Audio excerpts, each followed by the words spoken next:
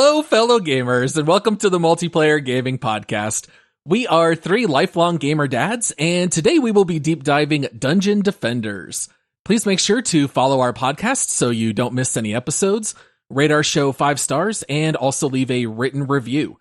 You can also help support our show financially while getting bonus episodes through Patreon at multiplayersquad.com. I am your host, Paul, and joining me, he is our resident monk using his pole arms and auras to defeat his enemies. It's Josh. Hiya! Every monk says hiya when they do monkey stuff, right? Yeah, exactly. By the way, I love, well, we'll get to it in a minute, but I love that you picked the monk because the monk is bald, as are you. I knew that was coming. That was so easy, Paul. Yeah, it's low-hanging fruit. I know.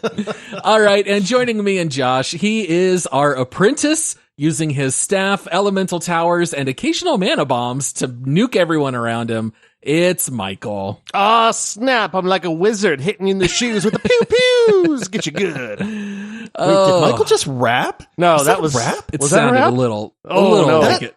Ah, snap. I'm like a wizard hitting you in the shoes with the pew-pews. Get you good.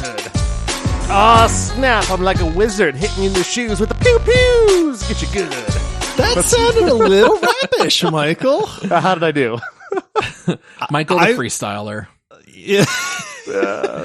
All right. Well, before we jump into our deep dive here in this episode, Josh, you've got a couple reviews people left the show. Oh, you know I love reviews. So if you haven't left us a review, leave us one. Quit being lazy. Help your favorite podcast. Leave us a review. It takes like 20 seconds. There's a good chance we'll even read it on the show if it's a good one. So, but we do like to read these. We do appreciate them. They help the podcast, and it just kind of lets other people know, hey, it's worth your time to check this out. So, okay, this first one comes in from Mini Food DK, and it says, hi. And it says, I know I've sent 2 reviews, but I am here to say that this is the best podcast ever made. And guess what? Chicken butt. I have 9 episodes left. Thanks for the content.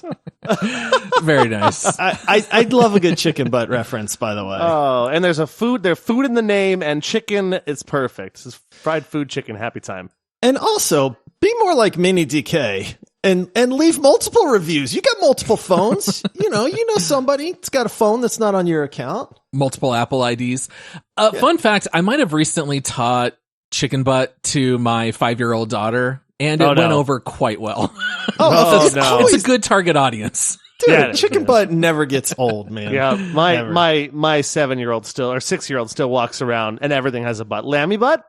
Sheep butt? I'm like, no, just chicken butt. That's the one that works. But anyways, we can move on. And guess why? Chicken thigh. Yeah, you got to hit all the different chicken parts. Yeah.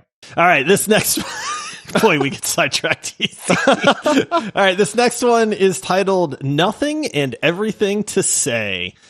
And the review says, best pod ever. Always looking forward to the latest episode. And the Discord server is family friendly and very active. Signed, Anger Bomb. Oh, Anger Bomb. We know that person. We know Anger. everybody in our Discord, man. Yeah. And it's an awesome community. We say it time and time again, but if you're not in the Discord server, you're missing out on, hands down, one of the best gaming communities. Nay, the best gaming community in existence. Yeah, you can learn a whole bunch of stuff there. Shoot, I learn new things all the time. Like, I just ask questions that I don't know, and there's somebody in there to answer it for me. So go do it. Also, thanks, Anger Bomb,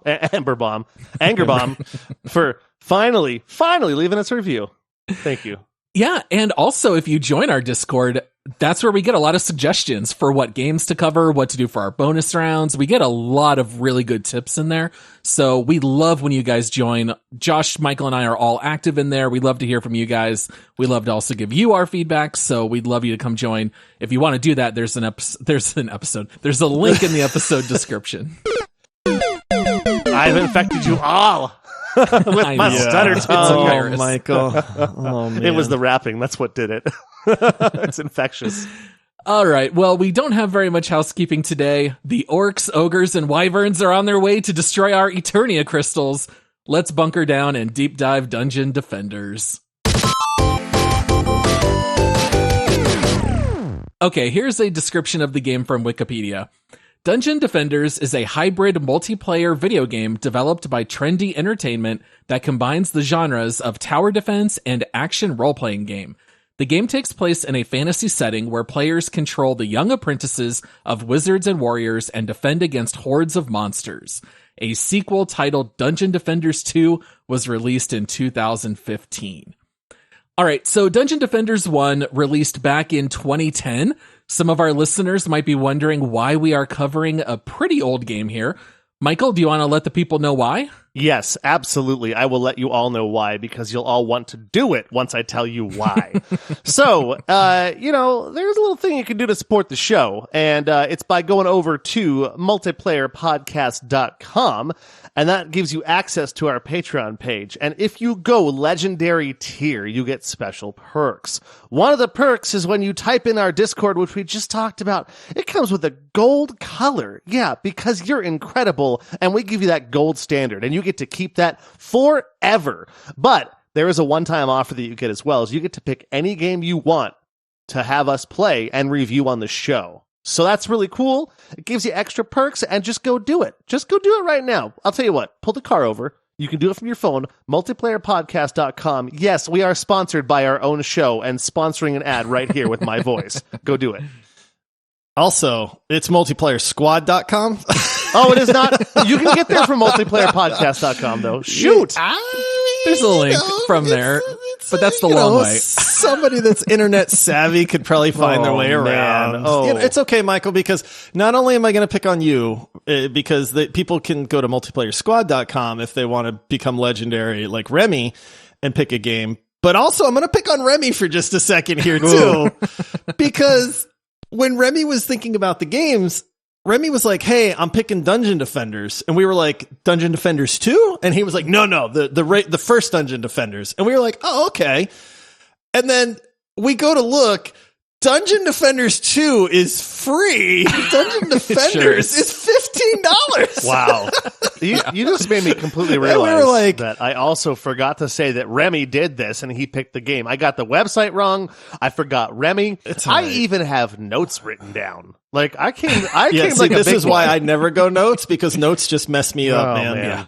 This episode's riddled with errors. Right. You guys are catching us. Okay, so listen, here's the thing. Okay, you also get access to the Squadcasts if you join our Patreon at multiplayersquad.com. Go to CNN.com. Yeah, CNN.com. But let me tell you, though, if you go over to, and you become a patron of the show, you also get access to twice a month the Squadcast, and it's just filled with nothing but this nonsense. So if you like what you're hearing right now, you'll love those. That is a very good point. Yeah, so here we are going to be covering Dungeon Defenders 1. Oddly enough, I took to Steam charts to take a look, and Dungeon Defenders 1 and 2 have about the same player base, which I thought was kind of interesting. So Remy's not alone. There are a lot of people who prefer the older game that costs $15 as opposed to the newer one that's free. They even released a third game called Dungeon Defenders Awakened, which actually has fewer players than 1 and 2, even though that just came out in 2020, which is kind of funny. So these devs just struck gold with the first one and just consistently just get less and less from going on? Pretty much. That's kind of what it seems like. I will also say, in Remy's defense, a little bit of a spoiler preview here, that most people prefer the first one over the second one. In looking at reviews, the majority of people say don't play the second, play the first. So Remy knew what they were doing. Yeah. The consensus from what I saw on Reddit, because I also searched, like, which one should you play? And it seemed like a lot of people said the second one has more features and updated graphics, but everyone agrees the first one just has, like, that it factor where it's more fun, more fluid, a better experience. Totally makes sense. Yeah. All right, so normally we start off talking about our deep dives in breaking down story. Dungeon Defenders, yes, technically does have a campaign, a little bit of a story. Not really. It's certainly not the focus of the game. This is a little more akin, I would say, to something kind of like Left 4 Dead, where you are launching a session, you select the mode, you select your difficulty, and then basically as you start each game, the game cycles between two phases. There is a preparation phase where you get ready for the hordes of enemies, then you activate the horde, and then you have your action phase where enemies are coming through doors. They are rushing what are called Eternia crystals, which you have to protect. If they defeat the crystals, then you lose the game.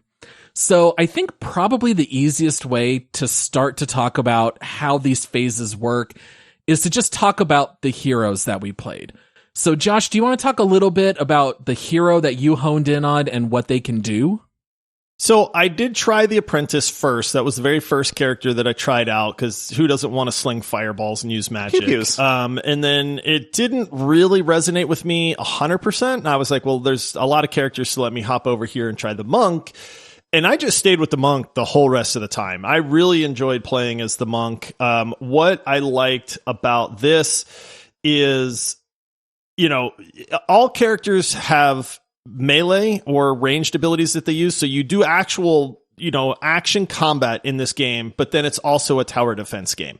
And so each character has their towers or their, you know, utility that they can place down on the map, and then they can fight, you know, other than that. And so the monk specializes in auras. These auras basically, you know, do a variety of different things. And you know, there's stats in this game, so you can put those stats into your defenses, which would grow the size of the auras or the effectiveness of them or something like that. But, you know, just to give a couple examples. So for instance, the monk has a slow aura, which everybody knows in tower defense is super important to slow everything down. They have like an electricity aura. They have an aura that makes the enemies fight themselves, and so on and so forth. But that's kind of how the classes work in this game.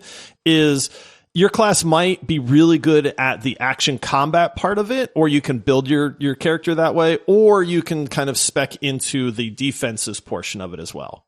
And as the monk, you were mostly using pole arms, getting down and dirty right in the masses. And I remember you doing like a lot of AoE damage and that kind of stuff too, right? I played a lot of melee. That's kind of how I focused on my build initially, was just saying I want to be in the thick of things, just, you know, slaughtering things by the dozens.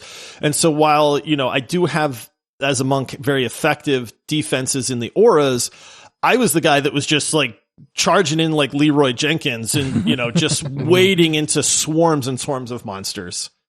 What about you, Michael? What character did you hone in on? So I like people with pointy hats, and I like slinging the fireballs. And also, when I picked a character, as you pick it, there is underneath the character words like easy, medium, and expert as you pick your character.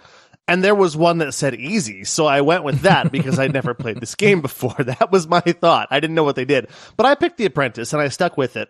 And honestly, it was a typical wizard, essentially. You know, you start out relatively weak. You're not super powerful. In fact, for the first half of the time that we played together, I was by far the weakest. Even though I was a couple levels behind Paul and Josh, it was still not scaling up at the same rate. But once I started kind of getting into, you know, a certain level range where, you know, I put enough of my points and so forth into upgrading things, like the scale went up real fast. Like every time I went up in damage, I went up by a lot once I was getting kind of in the mid 20 levels and so forth. So it's pretty cool though. Really no melee at all. Well, there it is. It happened. All right. The biggest thing that I've got really is I've got one ability that's more of a ranged ability where it's just slinging fireballs. And depending on what wand I get, it's either electricity, fire, poison. So, you know, obviously we'll talk about that later with different things you defend against. Or I've got a close ability, which is a giant knockback, and it will knock back anything.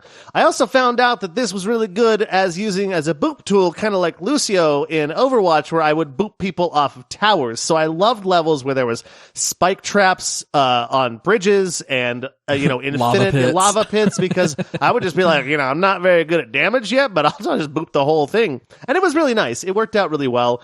They also do get one ability, which is absolutely insane later on. It's insane. It costs a lot of mana, but it's called a mana bomb. And it just like, it's a one shot anything on the screen or around the screen, which was really cool. So that made me pretty nice. But really, it's just a wizard, you know, and I was super squishy, just like a wizard should be. So I appreciated that it made me super squishy, like a wizard should be. Yeah, and whereas Josh's monk would put down these auras, which looked like big clouds on the map that would just affect anything that walked through it, Michael's apprentice would do more traditional towers that would just shoot at enemies. Right. And the walls. I decided... Yeah, and walls, yeah. Michael could also put down walls that would block enemies and prevent them from moving on until they destroyed the blockades. Which was really nice for strategy, because like I'd put a wall down right in front of a trap or the aura, and the enemy just gets stuck in it, and so it was just helping the damage and so forth. So it was nice. Yeah, the hero that I picked first was the Huntress. I always will pick a range character. So for me, immediately, I did not want to play the Squire, which is more of like a sword and board warrior kind of hero. So I went with the Huntress. I love playing with bows and arrows or crossbows. And so I love the idea of doing that. And what the Huntress does that's a little bit different is that she will put down traps. And basically a trap is relatively small, but once an enemy walks over it, then it explodes and hits a very large area, kind of like Josh's auras as the monk. So there's different types. They might just do fire damage, or they might do poison, or they might confuse enemies, things of that nature. And then also the Huntress has the ability to go invisible, which I never used because we always played with multiple of us online at once. I have a feeling that probably is more handy if you play single player. So I really never did that. And the Huntress also has an ability where you can basically pierce enemies with a shot from your bow. So you could line everyone up, hit that one big ability that just runs all the way through all the enemies. So that was kind of the three that we picked. The game initially launched with 4 characters. There are 8 additional characters that you can unlock through DLC, but none of us sprung for that. We just played with the base version of Dungeon Defenders. All right, so let's go ahead and move on and talk a little bit about these 2 different phases. We've talked about there being the prep phase and the action phase. When you first start the game, when you first load in and you're taking a look at the map and you're preparing for that first wave, Josh, how does that work? What are you doing as preparation? So basically you're trying to, this is where the tower defense portion of the game really comes in my opinion, because this is the prep phase, right? Like the game tells you, hey, monsters are going to come out of these 6 different points on the map. So you know where they're going to spawn. You can kind of see, it doesn't necessarily highlight the path, but it's pretty obvious the path that they're going to take to try to get to your crystal. Sometimes they can split, and you don't know if they're going to go right or left, but ultimately you know where they're going. And so in the prep phase, one of the things that I really enjoyed was trying to analyze the map. And these are fairly big maps. This is not a simple little corridor or something where you're trying to build, a sequences of walls to try to stagger them or something like that. Like these maps are a decent size, and there's multiple monster spawn points too. So you kind of got to survey the land. But I enjoyed trying to say, like, this spot right here is a great choke point. Like, we should fortify this area, and with the combo of characters that we were playing, Michael could put down a wall, which, would help create a choke. You and I would both drop traps and auras on top of it to that way we can group up as many guys as possible, be as effective as possible during that time. So I enjoyed that strategy aspect. There's also the mechanic in the prep phase of money.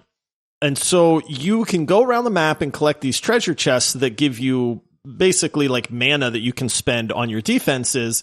It's just a currency, really. And then once you're out of that mana, you can't build anything else. So you also have to be smart about how much am I going to build? Where am I going to build this? Maybe Paul's traps do more damage than my auras, but we really need a wall for Michael to, filter or funnel people into this spot. So that's where the tower defense strategy aspect comes from, in my opinion. And if you're a fan of tower defense, this is where you're going to thrive at, I think. Yeah, that's exactly right. The preparation phase is more or less just the tower defense phase, setting everything up. The only thing I would add on top of that, Josh, is that the game also gives you a limited number of defensive units. So that way you cannot just build an infinite number of traps on the battlefield. So every aura, tower, trap, whatever they are, they all cost between 3 to 5 defensive units, and maybe you only have 60 to spend on a certain map, or maybe it's 80 or 90 or 110. And so there is a little bit of the strategizing by analyzing the battlefield, and then also figuring out, well, how many of each kind of trap do we actually want? What's going to give us the most bang for our buck? And there were sometimes times where we were like, oh, we only have, 10 defensive units, and we don't really have anything on this path yet, so how do we want to spend it? And I thought that was always kind of fun. Yeah, that ended up becoming... Spawn more overlords. The hive cluster is under attack. I mean, that ended up becoming fun strategy, too, because then, like, you look at each of the characters' abilities that you have, and you're like, hey, is it like on some of these things, it's like, well, I could put down like 10 walls, but what's that going to do? Or we just let them come get in the traps and use some of the strengths of the other characters. So to Paul's point, the strategy on this part is really, it's really well laid out. Yeah, and I think the really cool thing is that all of the doors where the monsters spawn tell you exactly how many of each type of monster is going to come through. And so if you're going to start fighting like bigger enemies and you can see like, okay, we're going to get 4 ogres coming through this door, then that might adjust your strategy. Because for me as the huntress, I have traps that do lower damage but hit a ton of enemies, but I also had the option to put down traps that would do massive damage to a single enemy. And so this is all part of the strategy. Now, once you have your preparation done, at this point, usually Josh and I had readied up and we're yelling at Michael to please click the crystal. Oh, come on. We're ready. We're ready to get started. Michael was always shocked. He's like, oh yeah, I got to click the crystal. I just forgot to put E on the crystal. And so now we actually start the action phase. Michael, do you want to kind of explain, like, what are you doing as all the enemies are pouring in? Freaking out. What am I supposed to be doing? Okay, chicken I'll tell with its head you. cut Yeah, off. I'll tell you. Oh, poor chicken. I'll tell you real fast. Honestly, a lot of this action phase is really multitasking a whole bunch. And I'll go through the couple of things you're going to be doing and looking at. But let's just say if Overcooked is multitasking on a made-up scale of 10, this is probably like a 6 or 7, because you're kind of running around doing a whole bunch of things all in a level of priority. So the most important thing is as the mobs start pouring out of these purple areas on the ground in these doorways, they're trying to get to your crystal. The whole point is for them to break the crystal. If the crystal breaks, you lose. And some of these maps have multiple crystals. So it kind of goes in the fact that you've got to look at the crystals on the map, and you might not be near the crystals. You might be over somewhere zerging down a whole bunch of mobs or in one of those funnel areas we talked about earlier, because we kind of had them all go through this one trap and we could just kill them all there. But then behind us, some drake or some wyvern, that's the better word because it's what they're actually called, wyvern will sneak up on you to start attacking your crystal. You got to look back and make sure that you don't let it destroy it. So, and they don't follow the path. The wyverns will just beeline in the air. And so you don't even know. And so for a while, you're mostly just trying to destroy enemies as they're coming up and around the map. And you're getting an idea, though, of where they group up, so you can kind of make mental note of that for the next build phase. Because if you see them all kind of ignoring one spot and you've got a bunch of traps there, you can get rid of that trap and put another one where you think they're going to path. As you're going also, though, it's important that you're able to repair things as you go, because if you've got a couple walls in a good spot that are making traps, and those traps are starting to get blown up by enemies because they're going to try and get through them, you might need to go and pivot and repair the trap or repair the wall, as you're also making sure you're paying attention to the crystal, as you're trying to make sure that you're putting out the most damage, so the damage meter for your character is the most, so you got bragging rights, right? Which was never me, by the way. It was literally never me. And then, like Josh mentioned, also, you have to build money through the action phase also by these crystals that drop on the ground, because that helps you build up your super abilities like the mana bomb that I talked about earlier. And so there's a whole bunch of different things you're doing, but really the most important thing is to kill things going for the crystal. So communication between you and your teammates is actually pretty important, because if the crystal goes down, you're done. You got to try again. Yeah. And on top of that, monsters are dropping loot. So I think that's kind of like a nice transition to talk about the game's RPG systems, because I'll be honest, when Josh and I first jumped in, when Michael was still working, Josh and I jumped in first, and we did our first 1 or 2 maps, and I was like, I don't know what Remy is seeing, because this is the most simple game I've ever played. I'm just running around and left clicking on mobs, and I can build a couple traps and everything's dying. But very soon I realized how deep the RPG systems actually go. And I ended up being pretty impressed at this part more than anything else, I would say. So I kind of don't know what you guys want to start off by talking about, but this game hits you with different weapon types for every hero. There's an upgrade system where you can upgrade your weapons. There's multiple armor slots. You can upgrade your armor. You can purchase pets that run around and fight with you.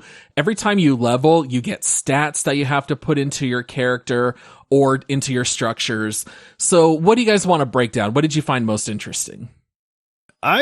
For me, the gear system is what really made this feel like it had like RPG elements. And I'm with you, Paul. This bears saying that when we first jumped in, I remember it was like you get a left click, which is a melee attack, you get a right click, which is a ranged attack, and that's kind of it. Or like block. you can build some defenses and stuff, but you got to have money for it, and it takes a really long time to build something if you're trying to build during the action phase. And I was exactly like you. I was just like, dude, this game is simple and kind of dumb. But then that's where, oh wait, like this guy dropped a weapon on the ground. Oh, let me go grab that. Well, where'd it go? It went in my item box. Well, why can't I use it right now? So there's definitely there's definitely that learning curve for a game that you think looks simple in premise. There is, what's the saying? It's like it's 2 feet wide, but a mile deep in this case versus like a game that's very shallow and has nothing to it. Like this game's kind of the opposite. It looks very simple, but there's actually a lot of depth to the different mechanics in this game. So for me, the items would just pour out like it was a piñata. You're slaughtering these, hundreds of monsters, and there's items all over the ground. Armor's dropping, weapons are dropping, weapons for your friends that you're playing with are dropping, but you can pick those up. Yeah. That kind of thing. And then it's like, well, where'd all this stuff go? And then, they're in the item box. So let's go look at the item box. Okay, well, I see I've got 50 things. I have no idea what they are. I've got boots, I've got gloves, I've got weapons. What the heck? How do I tell what's good, what's not? They all have 8 stats, and I don't know what half of those stats exactly. mean. Yes, exactly. And so, but you do slowly start to figure that out. It's not too difficult, but it is just daunting at first. It's like, dude, what does this mean? Or a strength. Okay, does that mean it's like how hard it is to kill? Does it mean how much it affects the monsters? Like, I don't know these things. But what we discovered is that these are rich systems, man. You start getting weapon drops where it's almost following a Diablo type naming system where it's like, it's a rusty sword. And then it's like, it's a fine sword. It's a polished sword. It's a godly sword. It's an impeccable godly sword of flaying or something like that. And you're like, this thing is great. Like, I want to try this weapon out. Let me go equip this, guys. Hang on. Don't start the next round. I want to see what this does, kind of thing. So it had a pretty robust equipment system, which I really enjoyed. Yeah, I liked how you really did have a lot more control over what your character does than I expected in the beginning. Because in the beginning, like, it's very simple. You're like, okay, I'm doing this much damage when I'm pew-pewing, and my towers, my little dragon towers that spit flames, or the traps for other characters, or the auras are doing X amount of damage. But as you level up, you really have a lot of choices if you look at like the points that you're putting into, the leveling system and so forth. So, for instance, you can choose to use your 3 or 4 points that you get per level to put it into your character doing extra damage. As far as like your character's combat abilities, doesn't affect what your traps do, doesn't affect what your auras do, or you can choose to put all of it into the tower defense part of it, where you sit there and you just say, hey, you know what, we're just going to put a whole bunch of points into doing more damage with that stuff, or a balanced build, whatever you want. But then you get into like the weapons and so forth, like Josh was talking about. There was a couple of the levels we did where Paul, for instance, I think you had a bunch of things that weren't able to be hurt by lightning, and you had a lightning weapon, I think is what it was, something like that. And so when I picked up a weapon, like I had a flame weapon and a lightning weapon, and I'm like, oh shoot, you know what? I'm going to use the flame weapon instead because my buddy who I've got here with me can't attack things, they're immune to lightning, and so I'm going to use a flame one so I can help him by killing those things. And if we would have both used lightning weapons, then all of a sudden Josh would have to kill these things, and there's no way that, he can be running all over the map doing an extra layer of multitasking. So there's a lot more strategy involved than I was expecting, and I kind of liked that. I actually started building it first very like character-centric, where I'm a wizard, I want to do lots of damage, but then I started putting points in my towers, and those things started to slay. It was pretty cool. Yeah, the towers are very strong. I kind of realized pretty early on, I should have just really probably pumped most of my points into my traps. Right. The one thing that I thought was really neat RPG-wise is how you upgrade your gear. So, for example, maybe you find that really cool weapon and you see that it's level 1 of 12. Or maybe it's level 3 out of 15, or whatever it might be. And this is where the game really started to take off for me, because you've got a lot of gear and they have all of these different stats. Most of them are a benefit, but some of them will also take away other stats. So maybe this weapon gives you a ton of lightning damage, and it's got a huge clip of 60 arrows before you have to reload, but it's also going to give you a minus to your character movement speed, and maybe it'll give you a negative to your projectile speed. So when I shoot, the arrows are going to fly slower. Well, what the game lets you do is if you have enough mana saved up, because that's also part of the strategy, you can spend all of your mana during every prep phase, but you can also choose to hold some back and you can put it in your bank.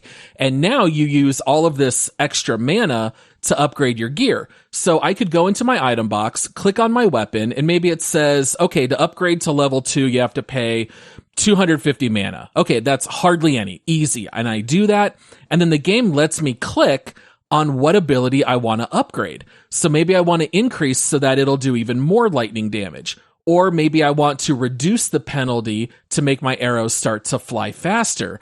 And so the game, that's where it starts to give you more of that customization and giving you the loadout that you actually want. And some of these weapons are vastly different. I mean, you guys saw, especially, I mean, for me, I'm going to remember my weapons the most. Right. Sometimes I was running around with a single target crossbow, and I would shoot like 14 times, and then I'd have to reload. For a while, I was using a gun that shot a purple sphere that would hit the ground and then explode for AoE damage. And so it was really fun to be able to swap between weapons, figure out which ones do I like, which ones do I want to upgrade, and then what stats do I want to upgrade on it to make it more fun and make it more effective. And I thought that part of the game was probably my favorite thing that it offered. Yeah, don't forget also, one very important thing. When you max out, like you can level up your weapons as well. I think we talked about that. When you max out the level on your weapon and you can't put any more points into it, you can rename your weapon. And I renamed my favorite wand Bruce because that's all I could think of at the time.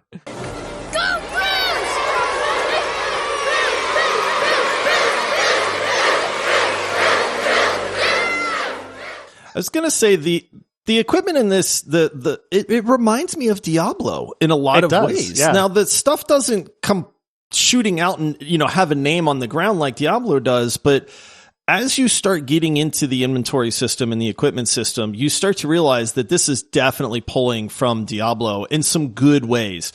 Very, very plentiful. You're constantly getting flooded with stuff, but maybe 1 out of 100 is like an upgrade. But then you're looking at it going, well, it's not an upgrade at level 1, but if I start to upgrade this is actually going to be more powerful than my maxed upgraded weapon I'm using and I love right now. So there's that trial and error of let me test this, which can be fun in its own right to say, yeah, this thing feels great. Okay, now I'm going to level this one. And just when you think you found your favorite weapon, or armor, you get something else that comes along and then you go, let me try that out, man. And then you're like, ooh, I really like, okay, I'm going with this one now. And then you got to level that one up. And it really just sinks its hooks into you because you're always looking for that next thing, or you're always getting that next thing, even if you aren't necessarily looking for it. Well, and the carrot that they dangle in front of you is that as you go through the initial campaign, which is what we did at first before doing anything else, but you would start to fight bosses. So, for example, you'd go through your 6 waves or whatever, and then it would say boss incoming, and maybe you were fighting goblins that had like 300 HP. Well, now you're fighting a giant, huge monster that's got 25,000, which is a lot when you're low level. Obviously not as much as you level and play higher difficulties. But then when we would kill that boss, it would drop some killer loot, and maybe at the time we were like level 16 and it's dropping loot that you can't use until you're level 25. And so we were always saying like, oh man, once I hit level 25, I'm going to have such a huge upgrade to this or that. And I found that was a really good way to encourage you to keep playing.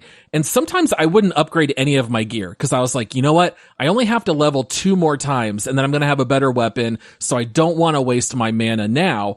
And so it made it fun to just constantly tinker and level and get to upgrade new gear. I found it to work very effectively in that regard. Yeah, and you would always get those like 5 or 6 levels before you could use them. So it dangled the carrot really early. And so you just gotten, like, let's say there's an upgrade at level 20. and then 22, I think, in 27 or something like that. Well, at 22, at level 24, I'm getting that 27 gear drop. And I'm like, I just upgraded, but this thing that I just dropped, oh my goodness, it's like 4 times as powerful. I can't wait to get there. And it keeps you coming back and keeps you playing, just like Paul said. So it's like, it's the, and it's very replayable as well, because you go in, you just smash a bunch of things, kill a bunch of things, different maps, and just go again, Yeah. So let's kind of divide the different parts of the game and talk about how well it works. So like, Josh, if you look at Dungeon Defenders and you just, look at its own merits in regards to tower defense mechanics, if you stripped everything else away and it was just a tower defense game, do you think it would stand up on its own? I am a fan of tower defense. Almost every tower defense game that I have played has been 2D. You're usually looking at a map from the top down and you're trying to create a path for the monsters to go. And then, you're using all of your different towers for their different purposes. I will say, I think if you were playing with a single character, which what most people would be doing, if you're playing solo, I think it's going to lack a good bit in the tower defense only world, simply for the fact that when you start off, you get one, I'll just call them towers for, simplification, but you get one tower that you can plop down and that's it. So a large part of the game in the beginning is relying on the melee and the action RPG mechanics. I feel like that changes as the game progresses and you get access to more towers, but every class, I think it's access to 5 towers, if I remember right, and that's it. And so I'll say that solely based on the tower defense mechanics, if you're playing solo, I don't think it holds up real well. If you're playing with a group, I think that changes massively because now you're working hand in hand with the other classes that you're playing with. And I feel like that's where the tower defense mechanics really came to the forefront, is us strategizing my aura with Michael's walls and Michael's tower and Paul's traps. And, if we put these combinations here, this will do this. If we put a different combination further down the map just to slow things down, that'll help us for when things get to the crystal and so on and so forth. So it's like, it kind of depends whether you're playing with friends or solo, is my lame answer on that. But ultimately, if I had to put, I'd say they're weak by themselves. What about you, Michael? Yeah, I agree with pretty much everything that Josh just said. As far as I get it's going to be simple when you start out. The earlier levels, almost any tower defense game, you've got a couple of things you can do off the start, but this one was really basic. You have enough for one tower, one type, that's it.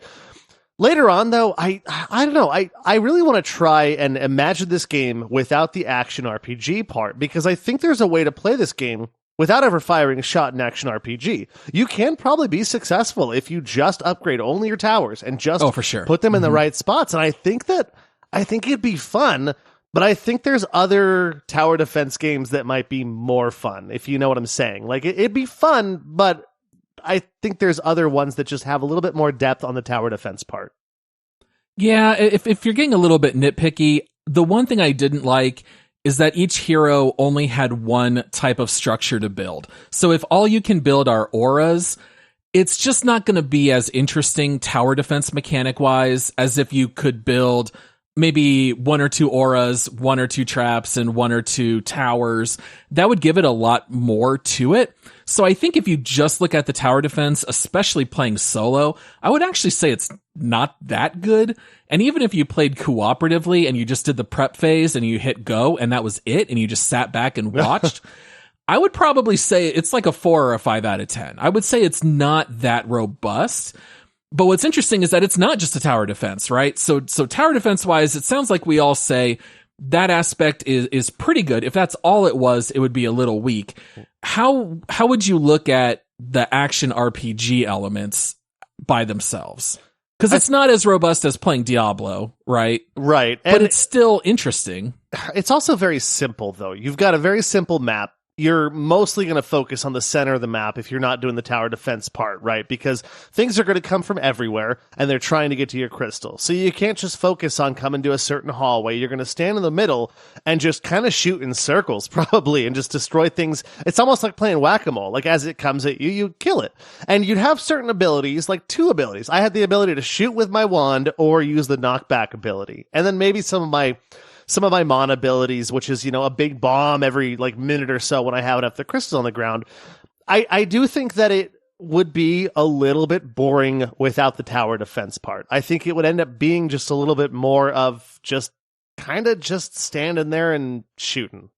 So, I mean, for me, the action parts is very simple, but that doesn't mean it's not enjoyable. I played as a monk who my big thing was, guys, throw me into the fray. There's 1,000 mobs coming from that corridor. I'll see you later, guys. And I would just wade in, and then I'd be like, oops, I died. Or I got this. You guys go handle something else. I got this. Hold on, Josh, no, seriously, there was a couple times where I'm trying to kill this mob of things, and it's taken me like 30 seconds, and I'm getting nowhere. Josh just goes flying by on the screen. They're all dead, and I'm like, all right. Yeah, that's kind of how I built my character ball. too, though, is to be like a melee wrecking ball at that point. But so they're very simple. There's each character has 2 activated abilities that you can use. But I'll be honest, as an action RPG, while it is chaotic and I love chaos, the controls aren't very good. Like, I wound up jumping a lot of times, and I'd wind up standing on top of monsters, and then I'd get stuck, and it's just.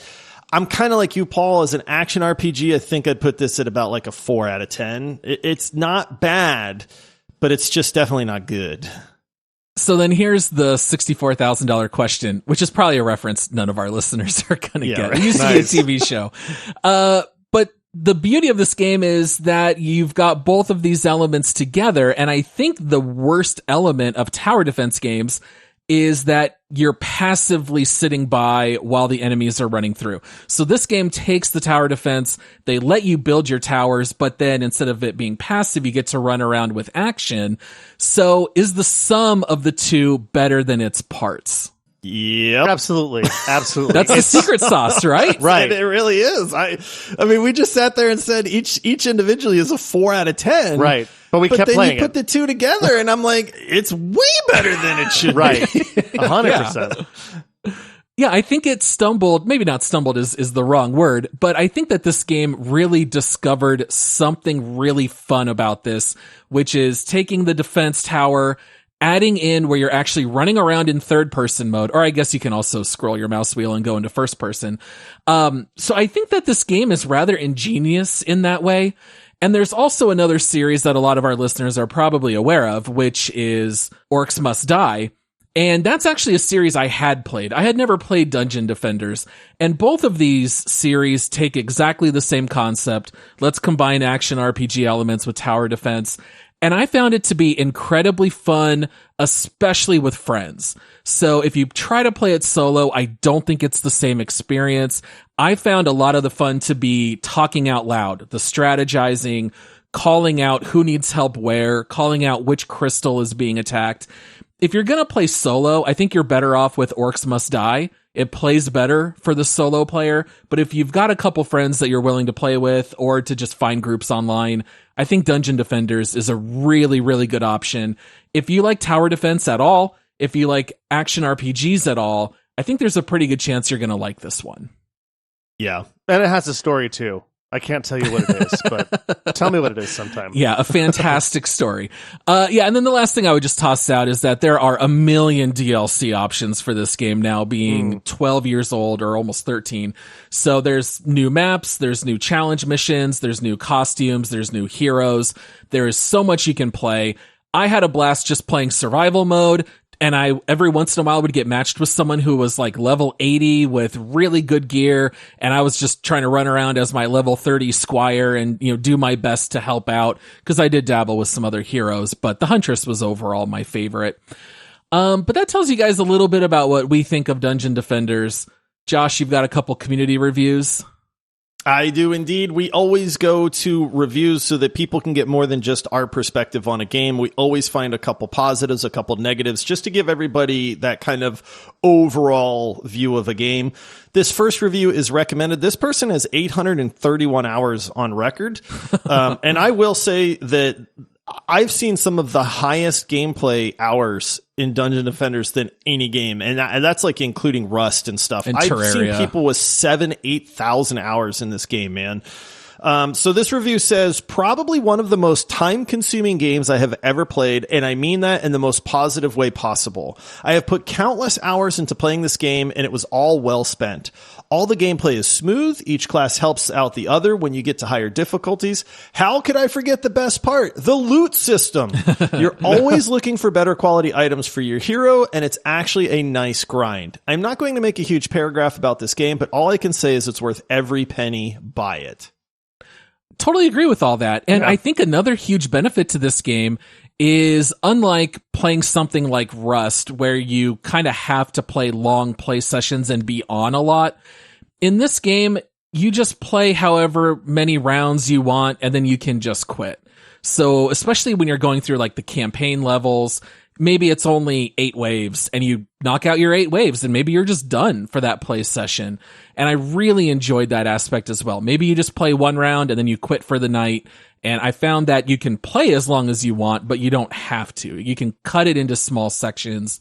And I really appreciated that. All right. This next one is not recommended. They have 31 hours on record. And it says, I'll give the game this. It's enjoyable at first with friends, but it's badly designed, imbalanced mess the further you progress. I'm glad I gave up on this as soon as I realized it. Well, that and the friend I was playing with quit too. Oh, he's just by himself. The reason that I mentioned this one is because it does touch on a lot of what the negative reviews are, is that they say that, again, if you can put 800, 3,000 hours into this game, you get to a point where you have to min-max, and the balance of like how difficult it is just doesn't start to pay off at that point. So a lot of the negative reviews in this game basically said, listen, unless you're that person that's willing to spend 1,000 hours to min-max every little stat and build up your armor so that you can survive a hit and that kind of thing, like the end game to where you get into the super high difficulty levels just isn't worth it. Like, play it for what it is while it's fun. But just beware if you get too far into the end game part of it. Well, good thing it's cheap. Yeah, and I can't speak to what this game played like from 2010 for the next couple years, but I do remember reading online that a lot of people said they really messed with the game's balancing, like right around the time Dungeon Defenders 2 came out, and I know a lot of people really had some negative backlash to that. So I wonder if part of that min-maxing, I don't know if that was before or after those changes, but I guess that also kind of messed up the game as well. Yeah. All right. This next one, 291 hours on record. Tower defense combined with third-person hack and slash.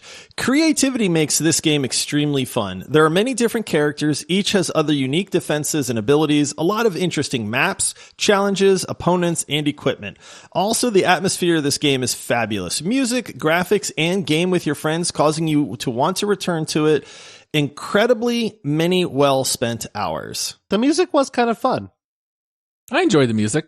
I don't know that the graphics brought me back to it, but the graphics are fine. But the graphics, yeah, they're cartoony. I mean, they're serviceable. But I'm a graphics snob, but I didn't have any problem 2010, with the graphics 2012, though, that's pretty far back, and they held up today. Yeah. Just fine. They're World of Warcraft graphics. Yeah, honestly. Yeah, very cartoonish, too, yeah. All right. And then this last one is not recommended, 40 hours on record. And it says, don't get me wrong, the game does have redeeming points for it. I just don't want to recommend it for being what I consider way too linear and doesn't encourage real creativity as much as I'd like, because I felt I was more driven to succeed due to the difficulty level, even at lower difficulty.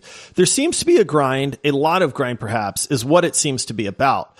Do pick it up, though, if you don't mind repeating the missions over and over to get better loot and upgrades. Missions that don't really offer variability at all once you do them, unless you ramp up the difficulty. It's a bit too steep for me, but I think those who like tower defense games can appreciate this one.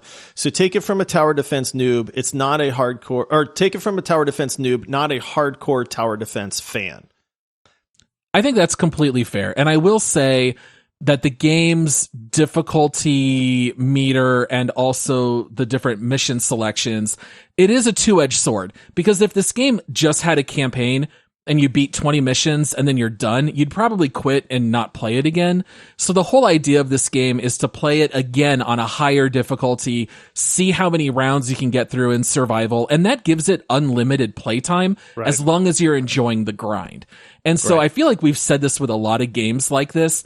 Play it until it starts to feel grindy and then start a new hero or quit.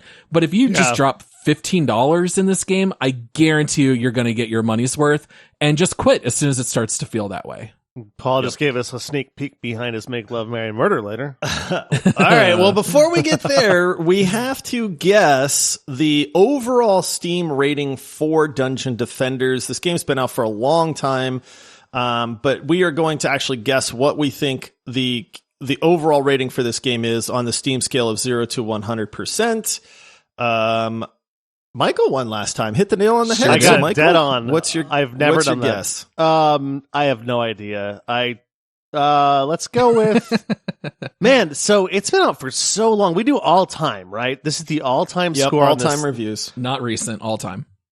You always get me, Josh, when you read a couple of negatives, and it always affects my score. And I always start way too high. So I'm going to say 75. We're just going to split it and say that 3/4 of people liked this game, 1/4 didn't. That sounds super low to me. I think this is going to be in the 90s. Michael's not winning this one. Ah, dang it. I can tell you that. I'm just like, you got me. And he's out. You got me with the reviews again. You are. I was going to say, the fact that they were willing to follow this up with a free-to-play game and they were banking on people buying DLC and microtransactions tells me it must be pretty high. I bet it went through phases where people kind of review bombed it here or there. Normally I would say like 96, but instead I'm going to say 93%. 93 for Paul. I'm gonna say 92. I guess 84%. I kind of was just a little safe on this one because I also didn't know, and I thought, man, there's a lot of enjoyable stuff in this game, but maybe people will find it simplistic, and I just kind of went with the wimpy like mid 80s on this one. So one of us hit the nail on the head once again, and since I already said Michael has no chance on this one, Paul, it's either me or you, and it's you, buddy. 93%. Woo! That's the bingo. Ooh, that's a bingo. You just say bingo. Bingo! How fun! Which is a very favorable rating on Steam, so that kind of gives you an idea of what people think about this game overall. Samsonite. I was way off. Maybe it's on the briefcase. Look on the... Oh, yeah! It's right here. Samsonite. I was way off. I knew it started with an S, though. I'll take it. Yeah. All right, Paul, bring us into our next segment, buddy. Let's get everybody in the mood. All right, let's do it. Come, look over here. Excuse me, Huntress. I would like to extend to you an invitation to the pants party. The party with the pants. All right, everybody. This segment is Make Love, Marry, or Murder.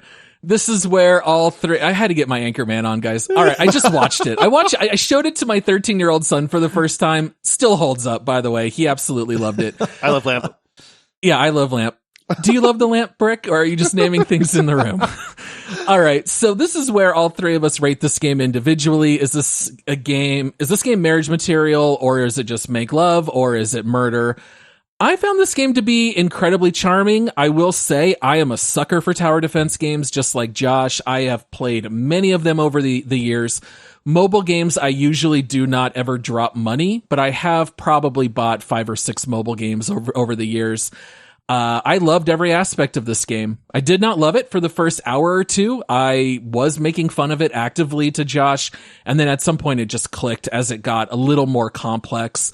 So once you level up a bit, I think it gets a lot better and more difficult, which I think is a good thing.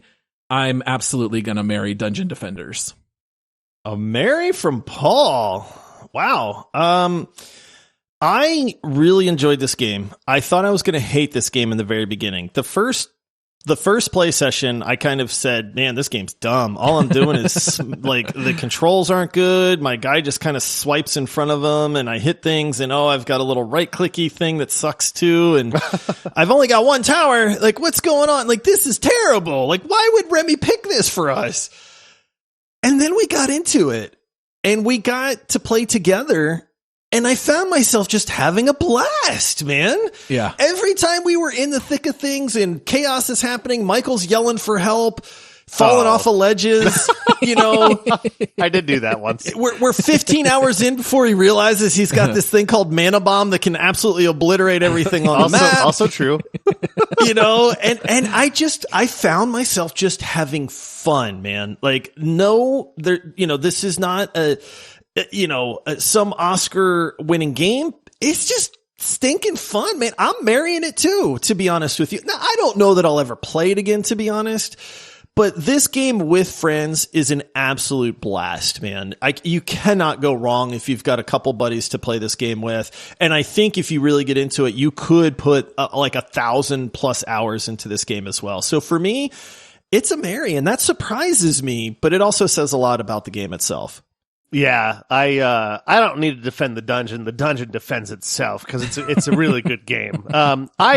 Remy, congratulations. You got a marry from all three of us. Ooh, I think that triple marry. I loved this game. I thought it was charming. It was a lot of fun. It was the characters, like the artwork. I don't like cartoony things, but it really worked in this game. The art style really worked out well for this. I mean, at the very end, I don't think this is a spoiler because this game doesn't really have a story, but like one of the last bosses we're fighting is this like dragon that's going from tower to tower and crumbling things. And it's a cartoon dragon that was totally scary, but also totally adorable. And I know I'm going on to artwork for a little bit. I'll get off this, I promise.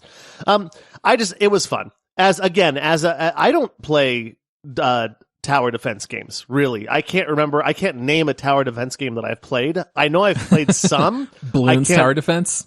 I don't even know what that means.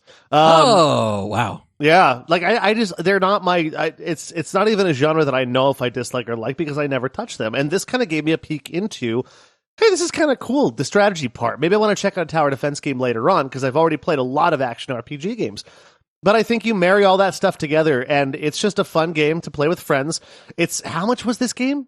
Cheap. $15. Yeah, 15. For $15. And it goes on sale a lot. Yeah, for $15, you're getting a game that has stood the test of time. It's over a decade old. It's super fun.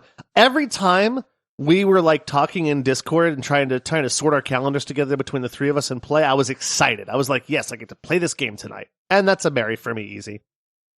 I had a feeling it might be a triple marry because it's pretty rare that when we all three get on for a play session that no one seems to want to quit. Like every time we were almost done, Josh was like, all right, let's start up the next one. And I was like, all right, I guess Josh is liking it. It's not like it was never pulling teeth to get someone to play. We were always very willing to hop on. There's one final comment too, because I know Josh said this. He was like, Remy, why did you pick this game for the first hour or so? And we don't know sometimes if when you go legendary, you're going to just troll us and just pick some game that we want to smack our faces against the wall. And I'm sure at one point each of us was like, is he trolling us? But no, you picked a great game. I definitely recommend this to anyone who wants to have a good time for several hours. Totally agree. Yeah, it was a lot of fun. All right, well, we only have one segment left, guys. Let's go to the leaderboard and see where this game stacks up.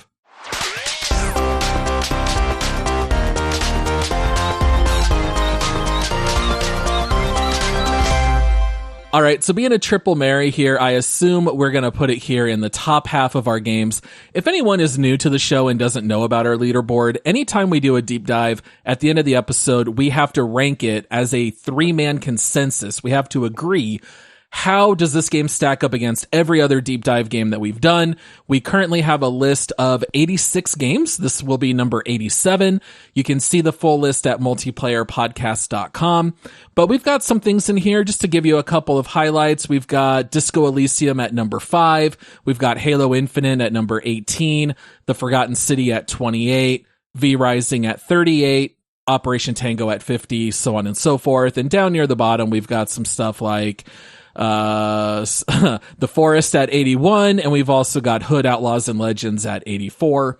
So looking here at Dungeon Defenders, what do you guys think? Kind of like, what range are we looking at? This one's a tough one for me for the leaderboard because all three of us married it. We said this game is a lot of fun. It's just I'm having a hard time on this one because I have to compare it to other games where they're co-op type games, and it's like, Broforce jumps to mind. Had a lot of fun playing that. Right. That's chaos. Would I rather play this or would I rather play Broforce? That's a tough call that for is me, tough. man. That is tough. And so that tells me that in my mind, I think it's somewhere in the late 30s-ish.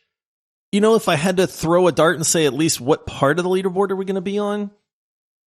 For me, I would put it a little bit higher. The spot I was thinking would be below Risk of Rain 2, Splitgate, and Demio, but I would probably put it above Hollow Knight and the Forgotten City. I would put it at 27, but that's just me. So what are you thinking, Michael? I would be higher than Josh. I'm looking at games that I'm like, okay, when you look at a Triple Mary, you're thinking, okay, easy top 20, no problem. But a lot of those games are iconic. A lot of those games are games that have 60 hours of playtime. You'll go back and play it every 5 years, and it's something you'll talk about, a memory that you had, or, you might hear a song that sounds like something that reminds you of that game, and you'll never forget that. That's a top 20 game. This is not a top 20 game. No. So I Agreed. think mid-20s, you're in a good spot. I think that would I rather play Hollow Knight? That's tough. I haven't played much Hollow Knight. I played about 2 hours.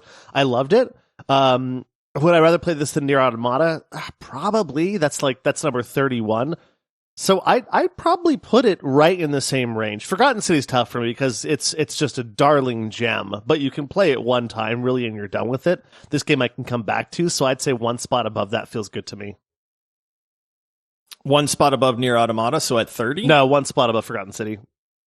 Oh, okay. So Michael and I were almost exactly the same. Honestly, I think I would have a hard time putting it above Hollow Knight. To be honest with you, I know I'm higher than both of you on that game. I'm fine putting it at 28. To be honest, if we're in agreement there, then I could see that. All right. I don't want to make Ace of Shame cry if we bump down Hollow Knight. We know how much he loves that game. I know, right? Hollow Knight's dude. Hollow Knight's beloved by a lot of people, just not on this podcast. I like it. I like it because Ace of Shame. Thanks for the gift.